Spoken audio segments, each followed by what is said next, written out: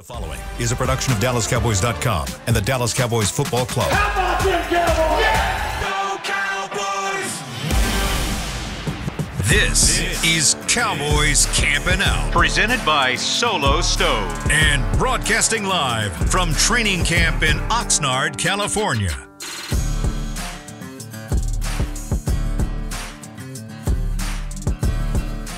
Well, we had so much fun the first time around here on Camping Out that we decided to bring you Camping Out Part 2 here in Oxnard, presented by Solo Stove. I've got my guys Nick Harris, Patrik Walker. We've got Nate Newton in the house filling in for Nick Eatman, and, of course, Kyle Youmans, who's already dove into the s'mores. I want that to be known, that Kyle is wasting no time. It's not me this time. But kudos to Kyle. His mic is clean. So yeah, I learned how to move my mic out of the way the first time. Thank you, Patrik Walker. Exactly. I pay dues so that others can succeed. You walked so I could run. Perfect. It's exactly right. And I ran so Nick Harris could fly later.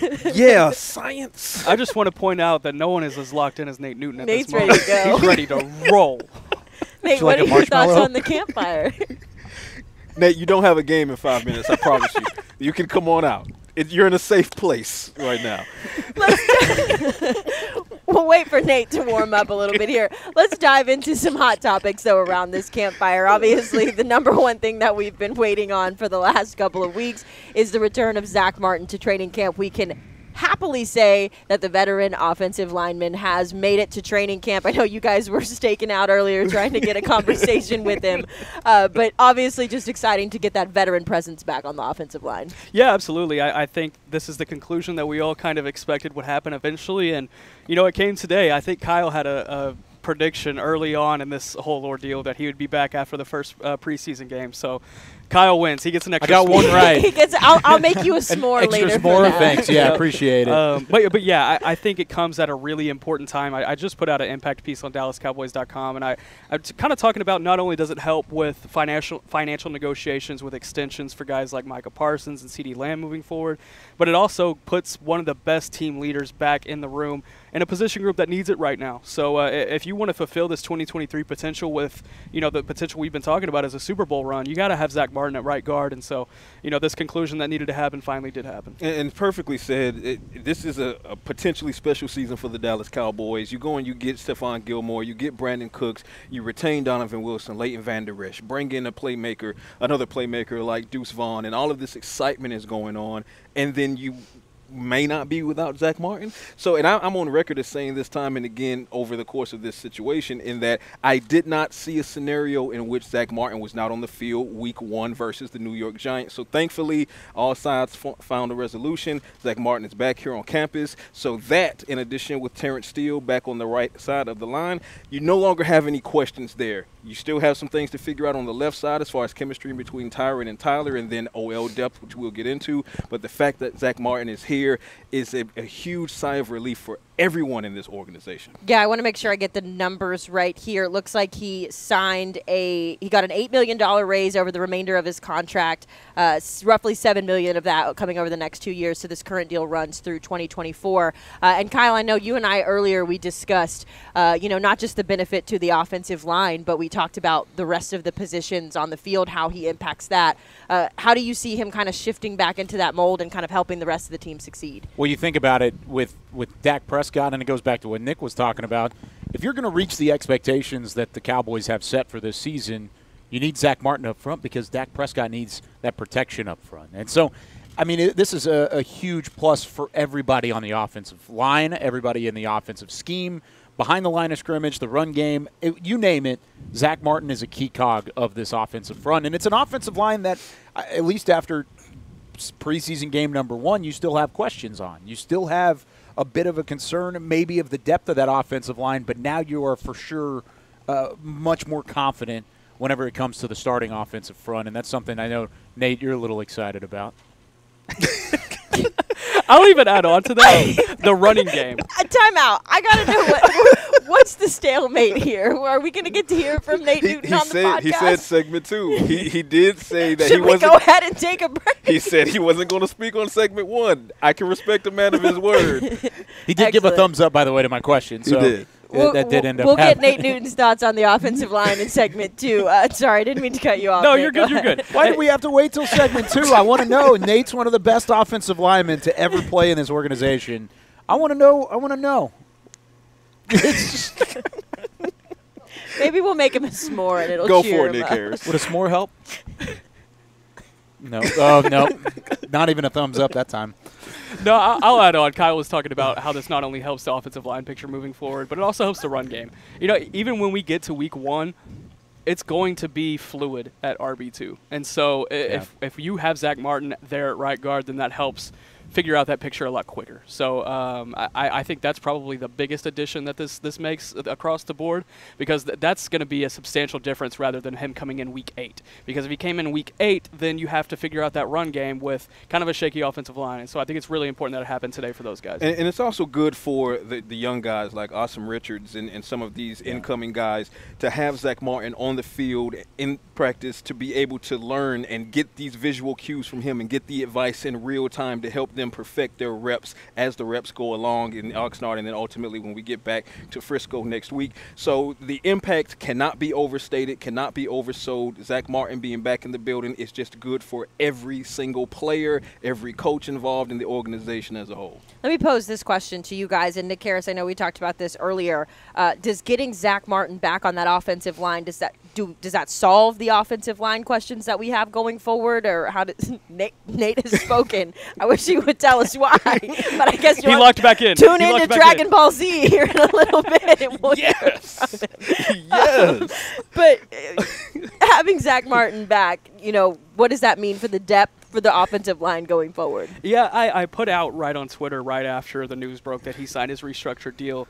It's like, hey, I'm still whispering here. The offensive line issues are not completely solved yet. Yeah. And, a lot of people came with a response both for me and against that statement. And the main point against was, hey, a lot of teams in the NFL would kill to have this offensive line right now. Sure, this offensive line is the picture overall is probably better than about 20 teams. But Kyle mentioned it when we were talking about it earlier, and it's like, well, if you're going to be in those top 10 teams, you need to be in that top echelon if you want to make a Super Bowl run. Like, you got to be the best of the best. And so I would like to see depth added in that offensive line group, just because if they were to add depth at any other position group other than kicker, I'd be like, why'd you do that? Not offensive line. So I would rather see it at offensive line rather than anywhere else. That was my point, is the fact that if you're going to say that, if you're going to say, hey, this offensive line, at least as a whole, is better than 20 other teams in the NFL, that's great. Honestly, I might agree with you.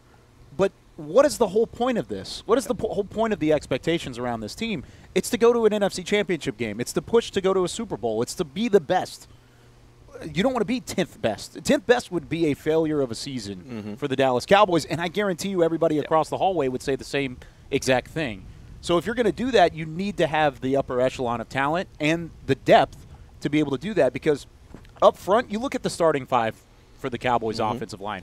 I do not have a problem with the starting offensive line. Tyron Smith, Tyler Biadasz, Zach Martin, Terrence Steele. I feel really good about the starting 5. Yep. But if you're going to tell me and you're going to look me in the eye and say, over the course of a 17-game season, we will not have an injury up front, we will not have a rotation up front, and we're not going to have any problems, I will straight up call you a liar, and I might not think you know a whole lot about football.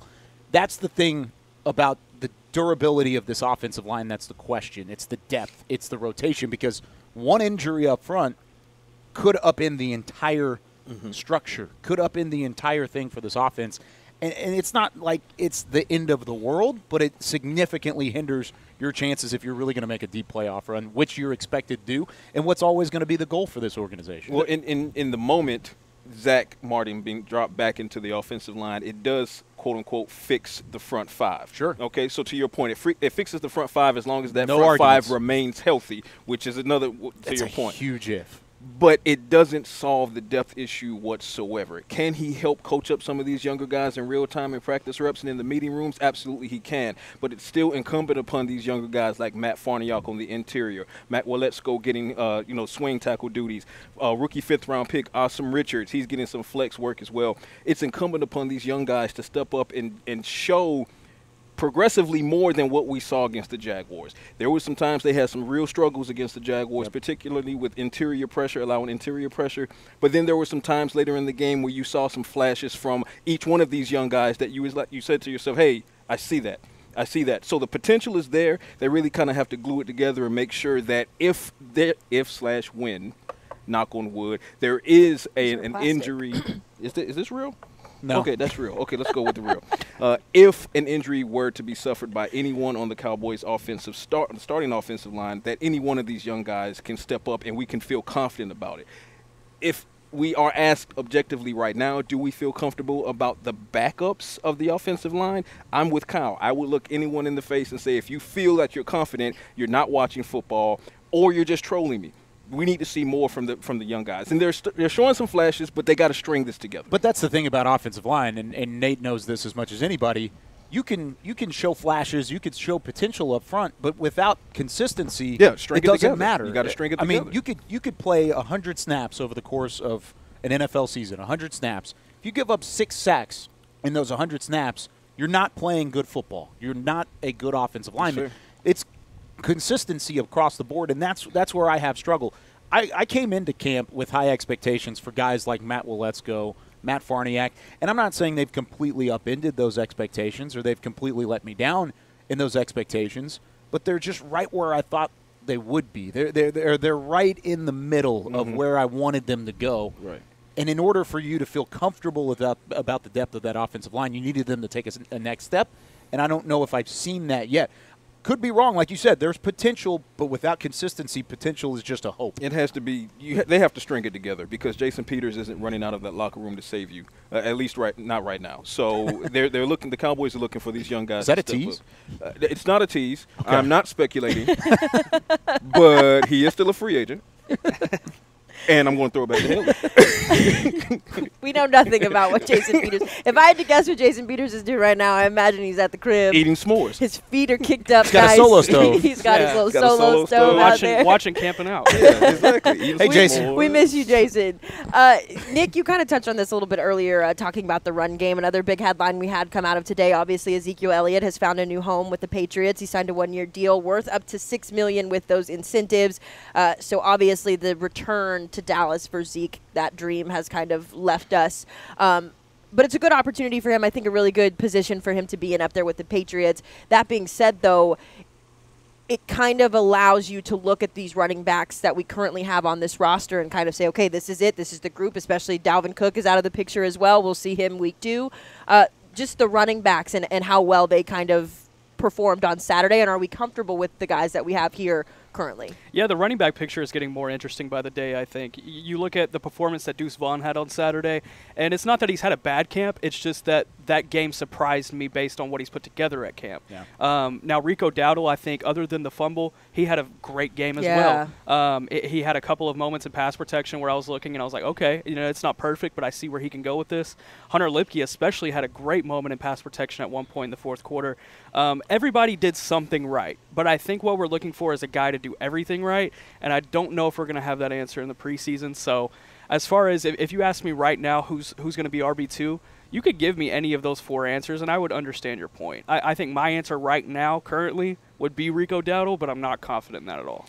That would be my answer as well, and I'm confident in it as we have this conversation. Obviously, we still need to see Ronald Jones on the field. We'll see if he gets a shot at the Seattle Seahawks. He missed this past game against the Jaguars with the groin injury, but he still has to contend with the 2-game suspension in Week 1 and Week 2 as well. So we've got to keep that on the table when discussing this RB2 equation.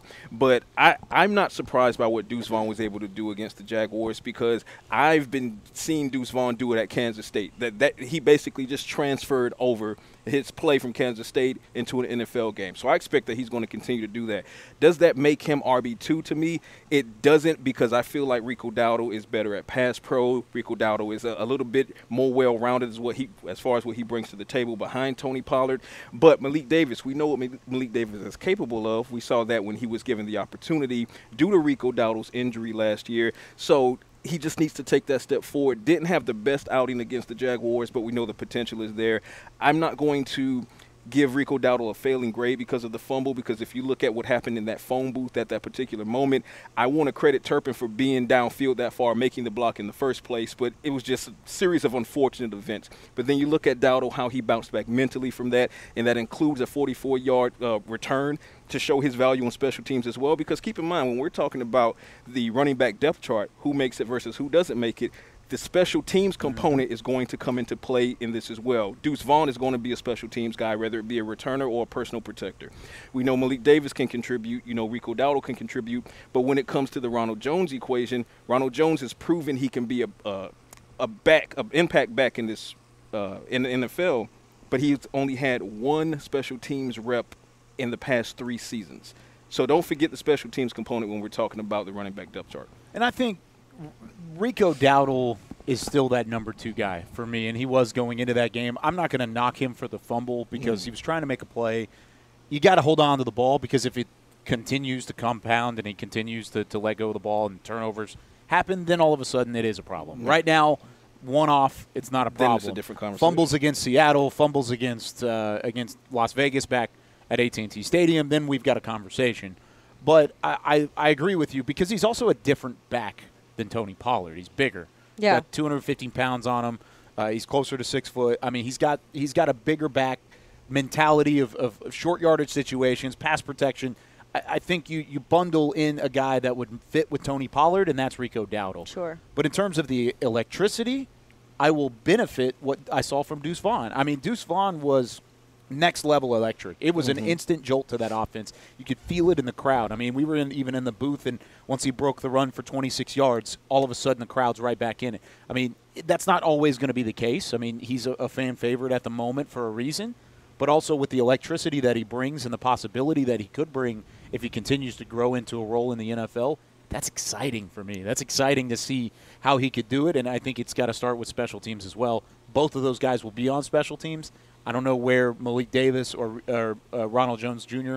fit into the fold there, but for the most part, I know those first 2 guys are going to be involved quite a bit. Yeah, it's interesting because Kyle and I were talking, I think it was on the plane on the way back here to Oxnard, and one of the things I mentioned was I didn't realize that Rico Dowdle was such a physical runner. Oh, the yes. way, Oh, yes. But to be fair, like, I've never had a chance to ever really see him play in a game before. He's been banged up. He's been banged up. Yeah. And it actually took Mike McCarthy the other day in the press conference. He said, you got to remember, this is a guy who in his rookie year returned a kickoff for a touchdown. Yeah. And so it was just so interesting. That was my first experience, like my introduction to what Rico Dowdle can bring to the table. And so I think when you're looking at everything, I am interested to see what Ronald Jones brings, because to me, special teams I think will be important for guys like Rico, for guys like Malik, for guys like Deuce.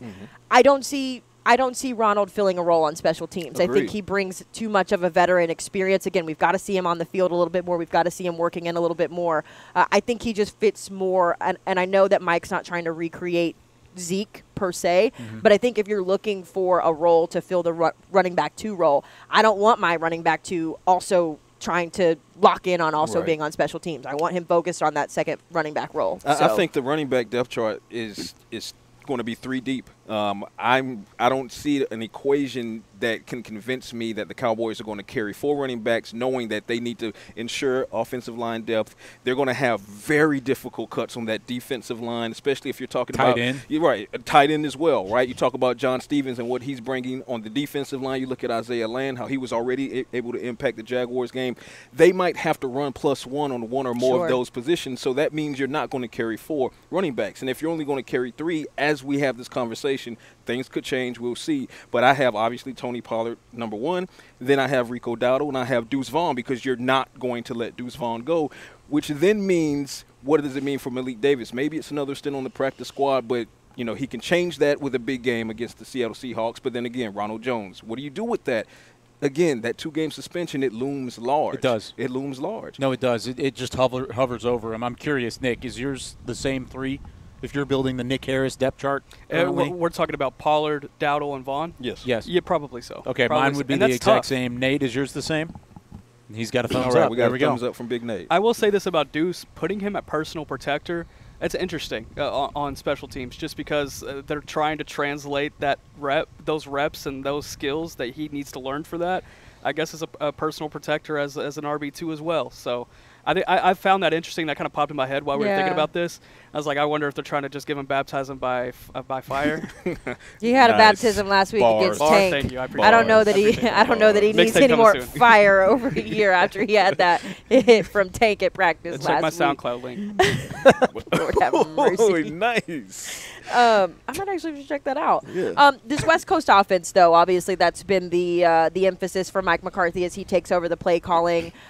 We talked about the role of the running backs and the personal protection and all of that being a big factor in this West Coast offense. But Kyle brought it up as well with the tight ends and how their role kind of shifts. What did you guys think of the tight ends? I know Jake Ferg had a really big catch there over the middle, kind of showing his size, but the tight ends in this new system. I really liked what Jake Ferguson brought in the first. He's so swaggy. And that's exactly what I said in my 5 Takes article right out of it. Is Jake Ferguson has a swagger to him. Juice, and man. It was physicality that was shown in a preseason game. It was going up and making those contested catches and showing that he could be a reliable target. And he did it with Cooper Rush, which makes me think he can do it even more with Dak Prescott.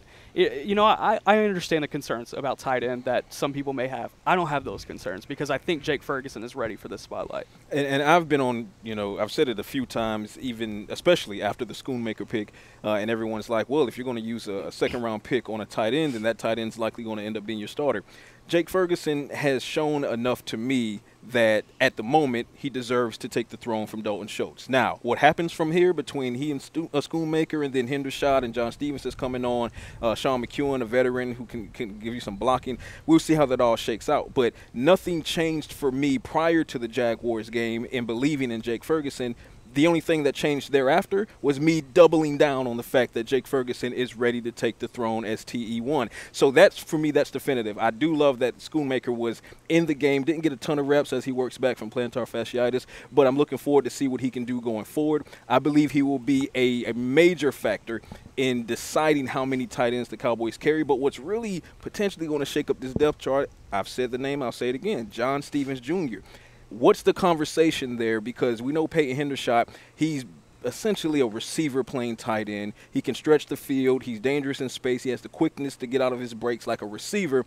But John Stevens Jr. brings a lot to the table as well, particularly his length, his ability to play on the outside, his ability to be a red zone threat. And then you start to look at a veteran like Sean McEwen, who's more of the steady hand. He's the blocker. So where do you go with that? This tight end equation is going to be fun to try to figure out. Well, you look at the passing game as a whole.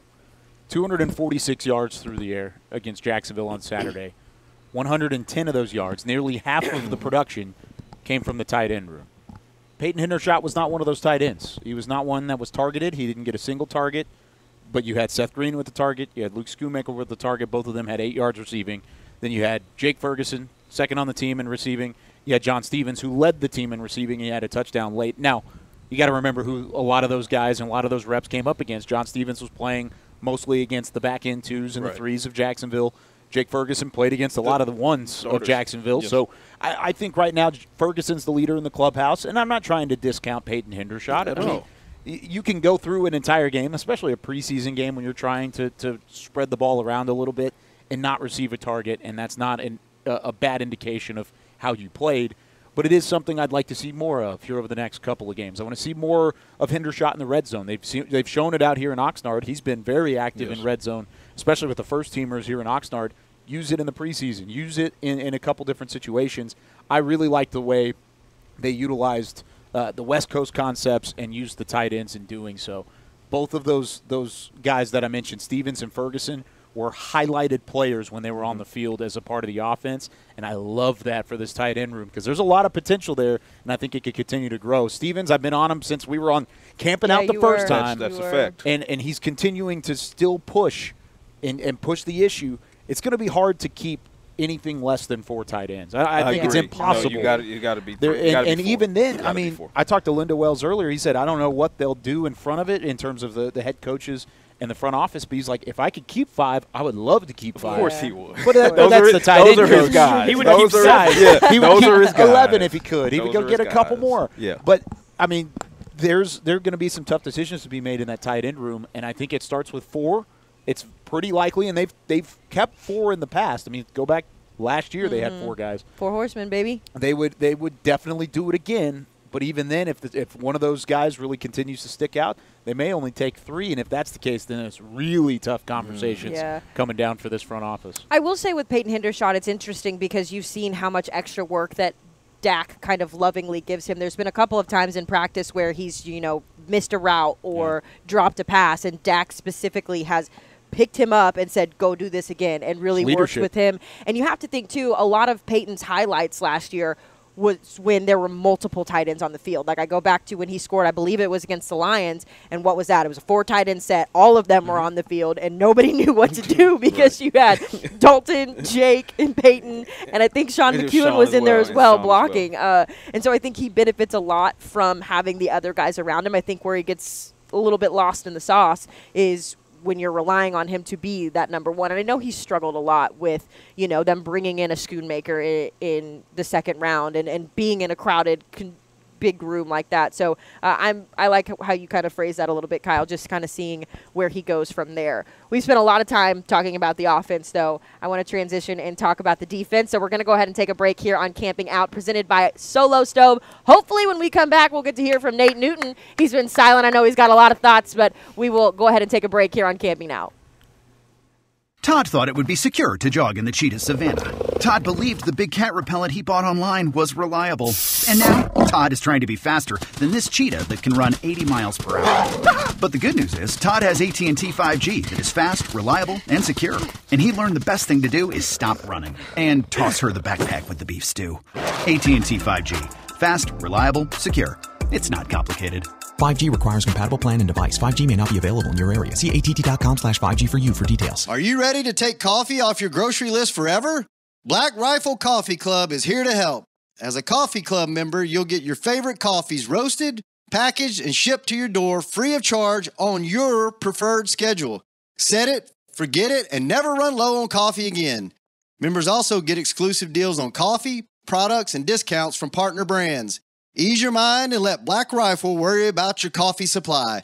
Go to blackriflecoffee.com to join the coffee club today. Cowboys fans, after that move, we've just coined the term Rowdy Replay. Let's roll back the tape. Okay, there's our mascot Rowdy cheering on the boys. And now he's on his phone, on his Bank of America mobile banking app? Staying on top of his finances with his virtual financial assistant, Erica. Bank of America's digital tools are so impressive. Cowboys fans just can't stop banking. Learn more at bankofamerica.com/can't-stop-banking. Erica is only available in the English language. You must download the latest version of the mobile banking app, only available on select mobile devices. Message and data rates may apply. Member FDIC. They say champions are remembered, but legends are never forgotten. United Ag and Turf offers a winning lineup of John Deere equipment built to tackle any challenge on and off the field. Legendary John Deere tractors, combines, residential mowers, commercial mowers, compact construction equipment, Gator utility vehicles, and a full line of golf and sports turf equipment. United Ag and Turf, the official Ag and Turf equipment supplier of the Dallas Cowboys.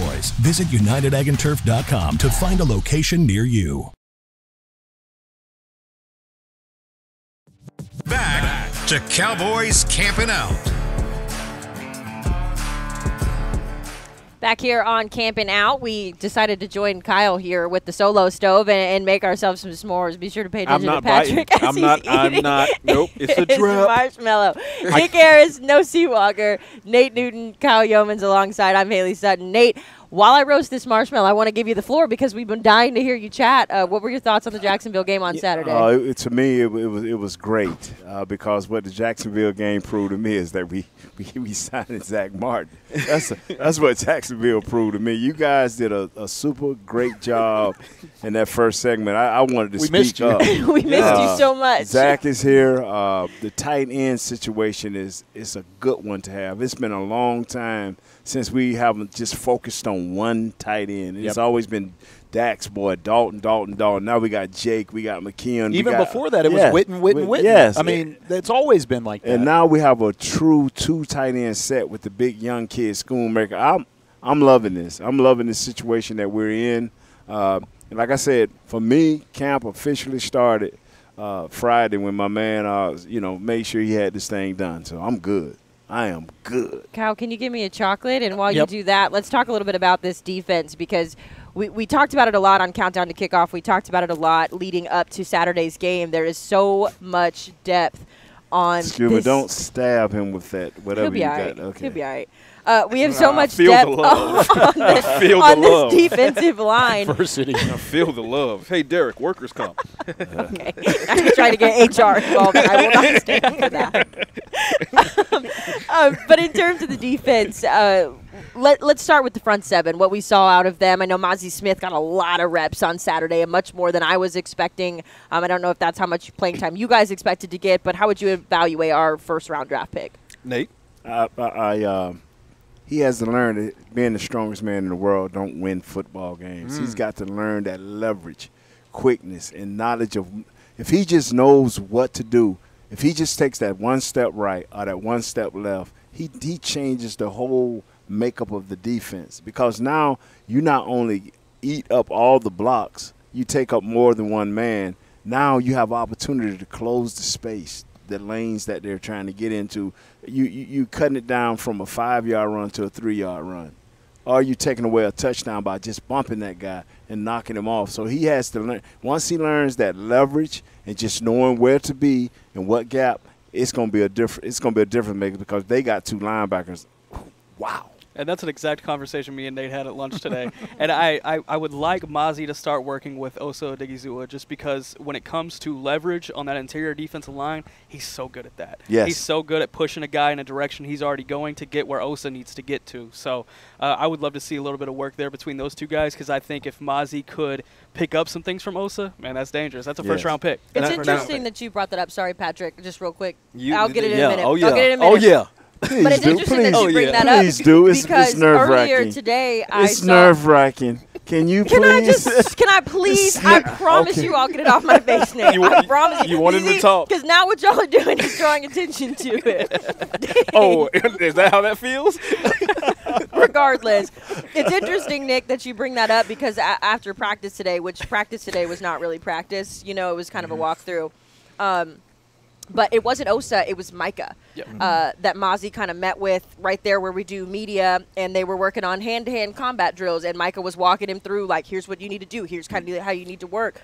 And they walked all the way from the middle of the field all the way to the locker room, just kind of Micah coaching him up. So it's not Osa, but it's definitely nice to see that he's taking that next step and understands, to Nate's point, that he can't rely on strength. He can't just rely on being the strongest man in the room. And I don't remember who I was talking to about this earlier, but I think he got away with a lot in college because he was the strongest man in the room, that he didn't necessarily always have to hone in on those fundamentals. So good point that you brought up. But I think it also needs to be said that the first player on the Cowboys roster that reached out to Mazi Smith after the pick was made was Osa Odigizua. Yes. So Osa did take that initiative. Forgot about that. Yeah, to start building. See, that's why I'm here. I got you. Yeah, I got you. So the chemistry between Osa and Mazi started early, and it's continued through OTA's minicamp and now here in training camp. And yes, Nate, he hit the nail on the head. Mazi just needs to get a better understanding of how to use his strength and when to use it, and how to try to put some finesse into it as well. And his get-off needs to improve a little bit, and he understands this as well. And that's kind of what you saw in the Jaguars game, but then you also saw on a couple of occasions, more than a couple of occasions, he was doing exactly what the Cowboys brought him to do. He was double-teamed. He was eating up double teams. There was at one point it was a triple team where the third person served as a chip for him and then went to another assignment. So those are the kinds of plays, unless you're actually looking at Mazi, you may not notice that, and you're definitely not going to see it on the stat sheet, but that impacts the game because that impacts that particular play. Playing off of that, 32 snaps for Mazi, 17 were in run defense, 15 were in pass rush. That's valuable. Every single one of those is valuable, especially when you see the different looks, when you see the double teams and the triple teams, which it's not going to be the only time he's going to be double teamed, and it's not going to be the only time he's triple teamed.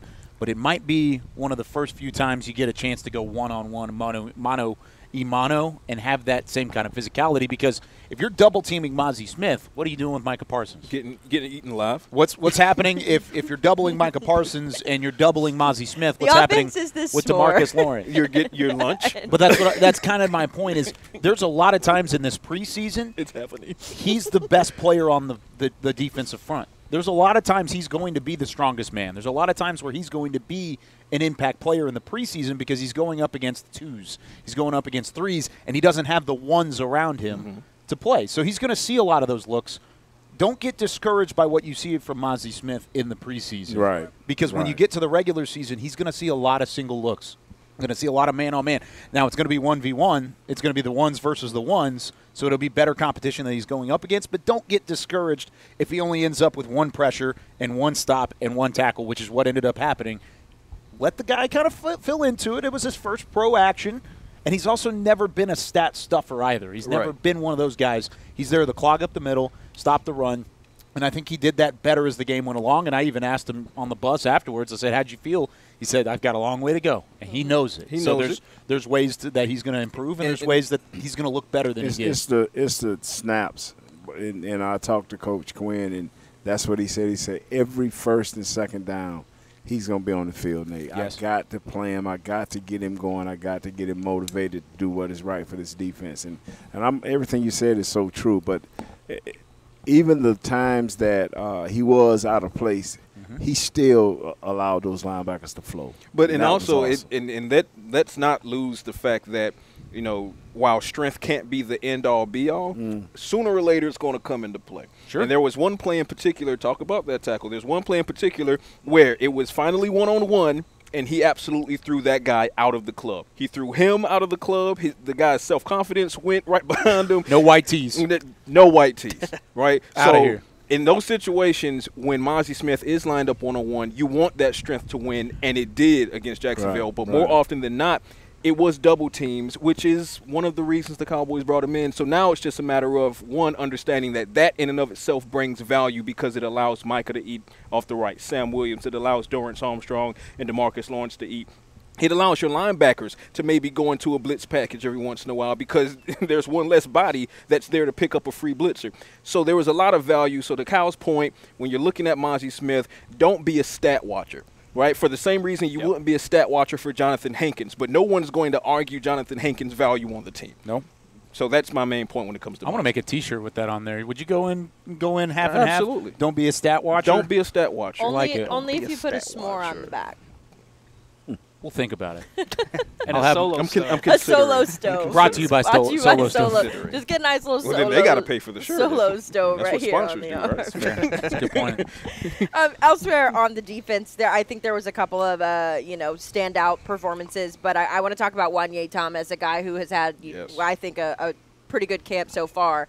I had a chance to talk to him before we left, and I just asked him, what's different about this training camp, because you came in, you're chirping a lot, you're causing a lot of tiffs in the huddles, you're part of that trash talk. I know the headlines won't pull that, but what's working for you? And he said, my confidence is just better. I just go out and I play with a little bit more confident. I know I have the skills. I know what I can bring to this secondary. And then he goes out and gets the first pick of the season for the Cowboys right off of Trevor Lawrence on his first passing attempt. Were we impressed with Wanye on Saturday? Overall, yes. I think there's definitely some things he could clean up, but the camp that he's put together, and then obviously the first preseason game coming out and get a pick right off the bat, I don't see how much higher he can go. He's doing really well. Where does he kind of factor into the safety equation? I think that's an interesting conversation because, Marquise Bell has done some really good things in Donovan Wilson's absence of this camp as well. Malik Hooker is obviously being Malik Hooker as well. So I think it's getting kind of crowded in that room, which is crazy to say. That's crazy to say, especially 10 years ago. That would be crazy to say. Well, you're probably going to say 4 years. 4 years ago. Exactly. Are you kidding me? The secondary, you're probably going to take 10 DBs, and you can mix and match between corners and safeties, but most of the time it will be 6 and 4. It will be 6 corners, 4 safeties. If you're talking about 4 healthy safeties, Jaron Kearse, Malik Hooker, Donovan Wilson, one other spot. Wanye Thomas is making a push, no doubt about it, but I know Marquise Bell would like to be there. Tyler Coyle did not have a great game on Saturday, but he's played better than that in his past previously, so maybe he has a rebound performance. And let's not pretend that Wanye Thomas was perfect on Saturday either. There were some lapses there as well. Marquise Bell had some lapses. There were signs of this being a young and inexperienced secondary group getting extra secondary reps. So if they're going to continue to stand out, they're going to have to do what Wanye did, which is make the big play. And he did so against Trevor Lawrence in the first-team offense. So that's going to stick out, but there's still ways that he can continue to distance himself. And it's with Wanye, like you said, he made the play, he picks off Trevor Lawrence, targeting Evan Ingram, second play from scrimmage. But then you look at once the game is done in its totality, Marquise Bell leads the team in tackles with 10 tackles. He was flying all over the field as well. Were they perfect? No. These are young guys, second-year guys, both of them, who have stepped up in camp, and they're showing that they have a lot of potential. But this is why it's exciting, because you have to keep in mind that, who did Wanye pick off? Trevor Lawrence, targeting Evan Ingram. He got that takeaway against the ones, okay? And you know that unless there's an injury situation at safety, you're not going to see Wanye Thomas ideally. But you know that if it happens and you need to see Wanye Thomas or you need to see Marquise Bell, based on what they've already put on film, is it perfect? No, but it's shown you enough where you could be at least confident that these guys can come in and perform, even if it's in short sections. I will say this. I think something that could give flexibility to both of those guys is I like the body type and traits that Wanye has to be translated at nickel. So if he can show that versatility a little bit, then that possibly gives a roster spot to both of those guys. I was thinking special teams, too. I mean, special teams as well, for sure. Those guys could fit in with their body type there as well. But then that creates the discussion at nickel, because you have Deron Bland, Jordan Lewis, who I've spoke with, and we spoke with Jordan Lewis ad nauseum over these past several weeks, and I spoke with him as recently as a couple of hours ago, and he anticipates his return is coming very soon, and the way that he's talking, it might be and should be before week 1. So now you have 2 definitive nickel guys, and you're going to see Deron Bland get some outside reps depending on sets and if Gilmore needs a rest or whatever the case may be. But I think the Cowboys, as long as injury doesn't derail them, they're set at nickel. They're also trying Kelvin Joseph at nickel. Sure. But what they've been doing with Wanye Thomas is using him in all 3 safety spots, but they've been utilizing Marquise Bell more as the Donovan Wilson role, which is one reason he led the team in tackles on Saturday with 10. So those are 2 separate roles, so it's interesting to see how it plays out. But the thing is, we have much more confidence in our safety positions than our backup offensive line.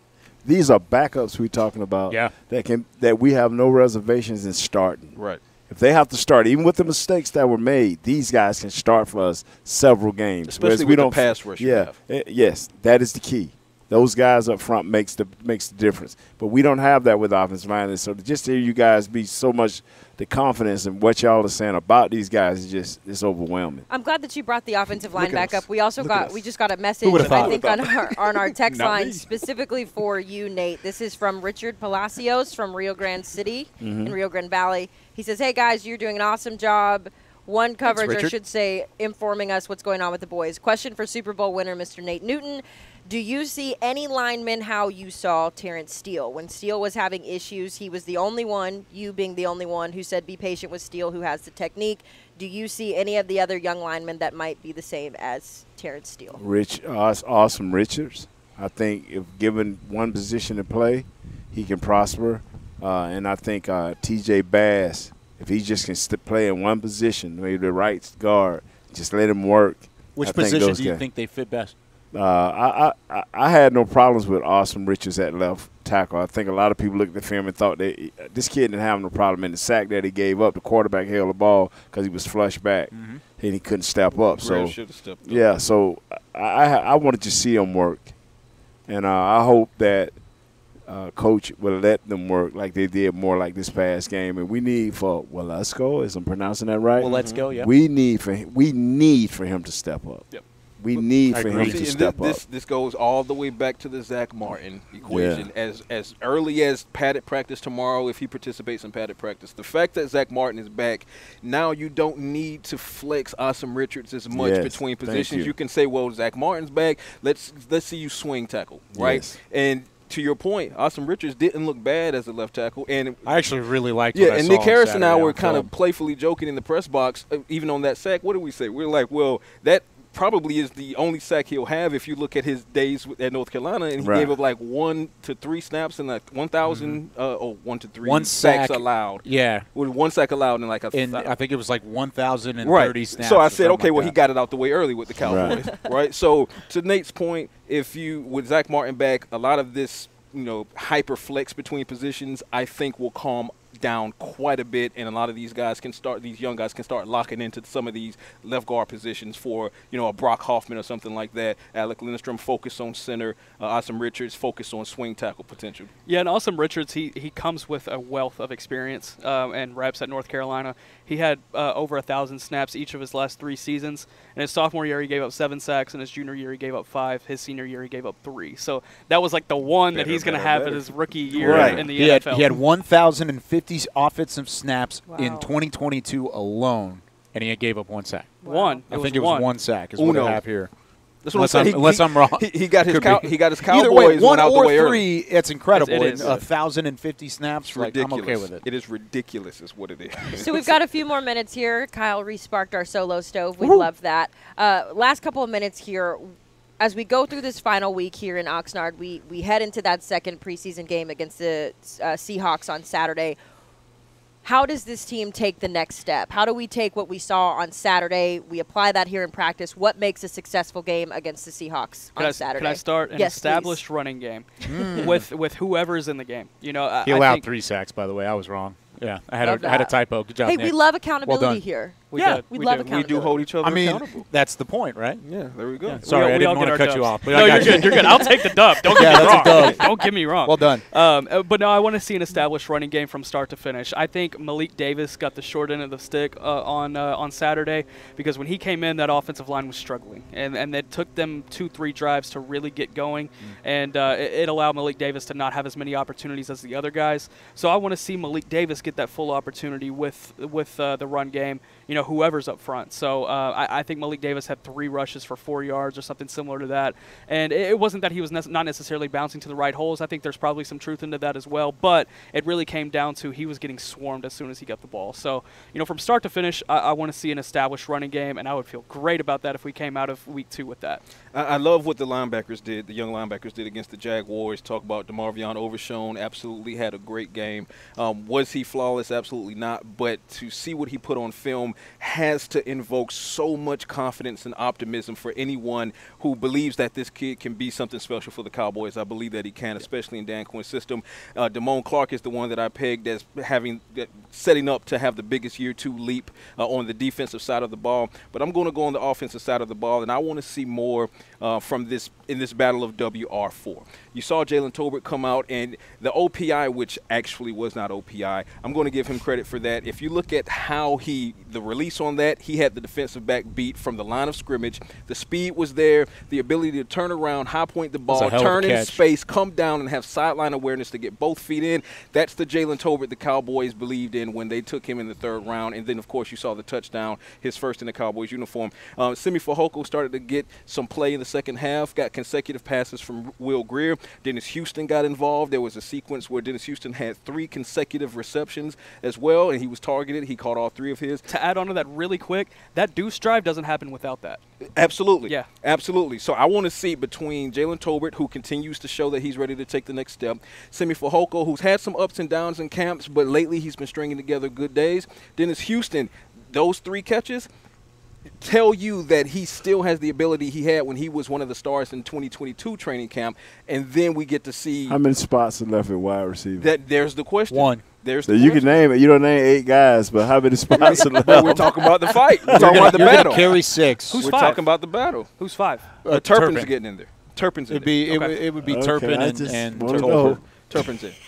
I think so too. Yeah. Yeah. So I mean, he fumbled the ball, but let's not get it twisted. In there. He's in there. So, he's going to be the return man. So to my point, Big Nate, this is why I want to see this WR4 battle flesh out more against Seattle, because I love what Jalen Tolbert is bringing. I love that Simi Fehoko is starting to kind of surge and push Tolbert a little bit more.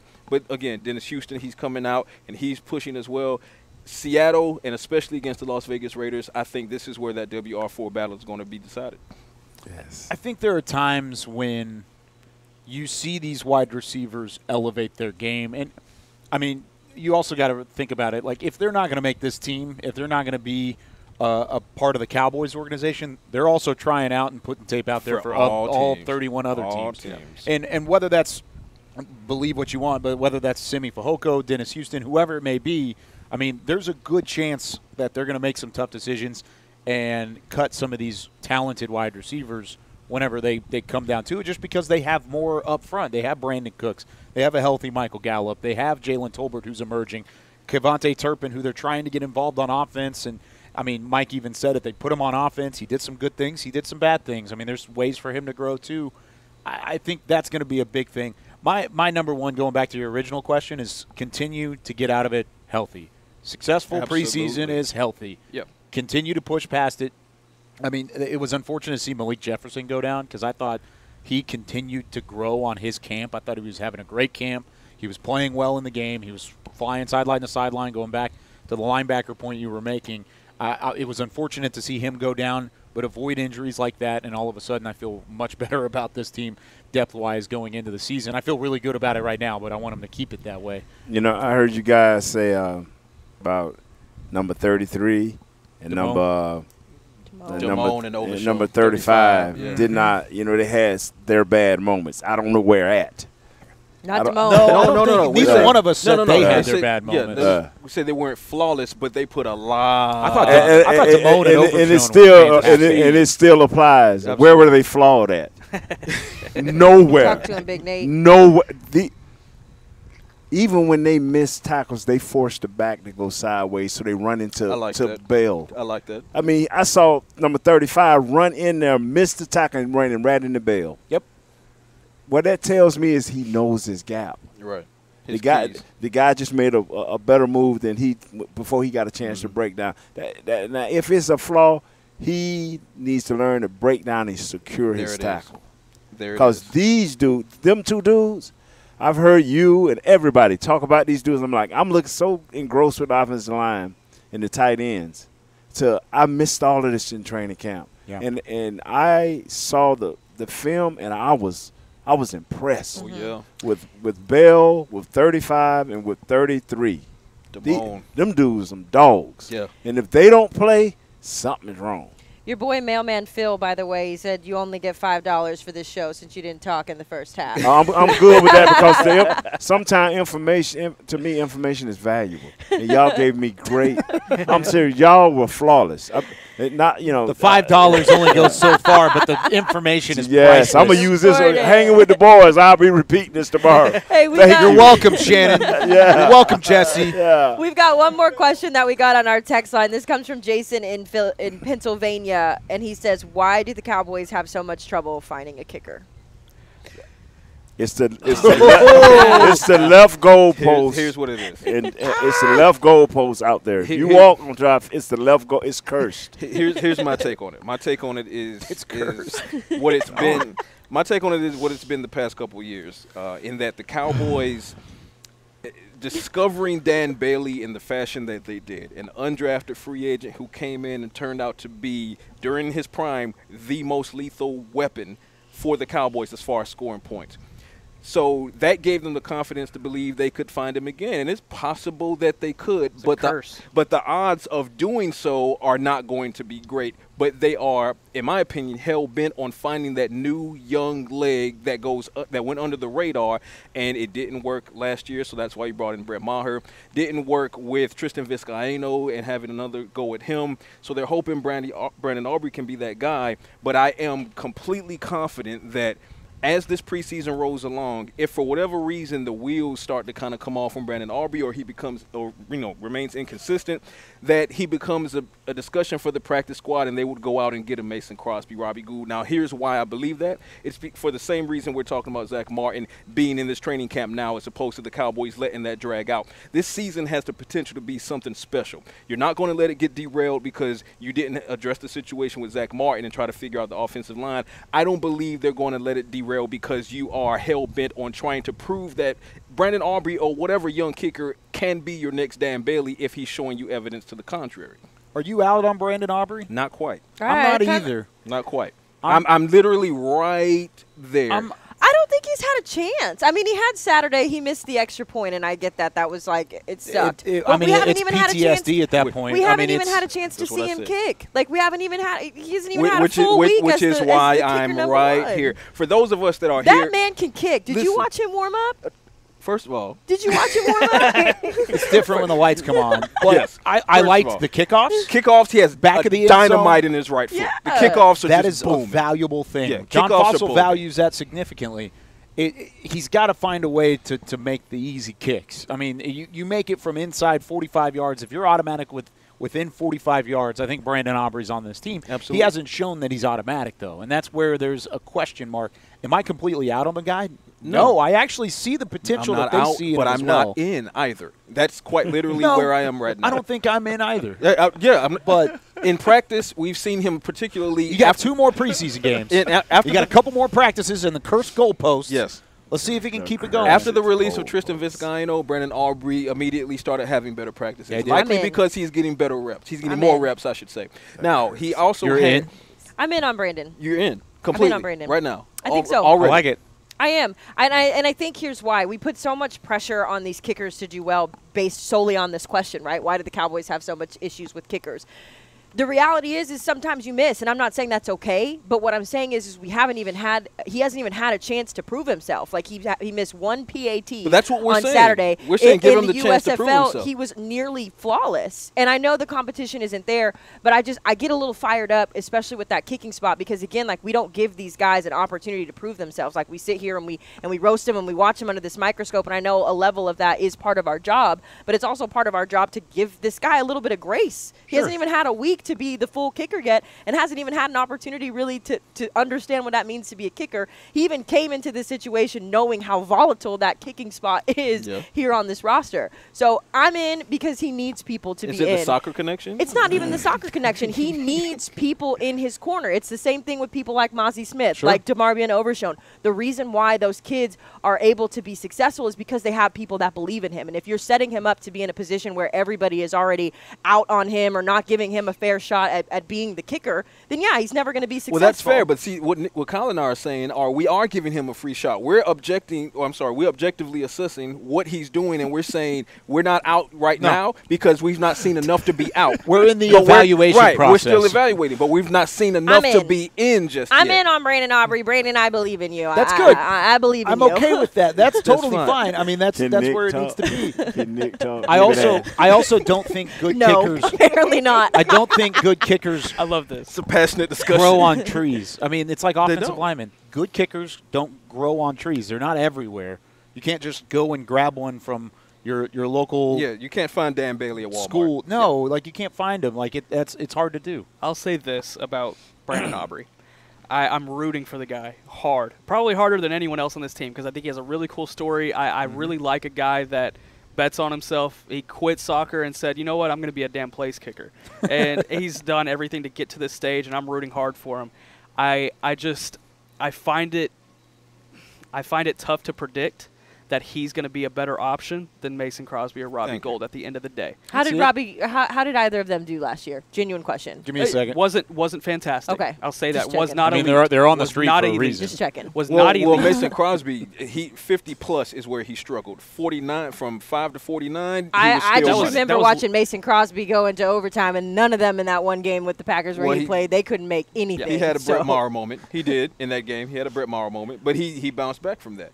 But to Nick's point, I agree in that I want Brandon Aubrey to succeed because for me, he has on a Cowboys uniform. Therefore, I don't want anybody who steps on that practice field to feel like they can't make it because the better they do, the better the team does. So I want them to finally, them being the Cowboys, I would love for them to finally have found the new Dan Bailey. I would love nothing more for that to happen. That being said, you have to show me for me to believe it, but in building the evidence to show me and making me believe it, I'm not out on him is what I'm saying. So I've seen enough to be nervous, but I've seen enough. The one missed PAT. No, I'm not basing it that long. I'm talking about camp. Okay. I'm talking about camp. I'm talking about the totality of his work that we've seen that the public has not seen. And I'll say this, that Saturday practice, I believe it was a couple of weeks ago, where He Both went of them were bad. When he went 1 for 3. white. Him specifically went 1 for 3 in that situation where it was meant to increase pressure. It was meant to,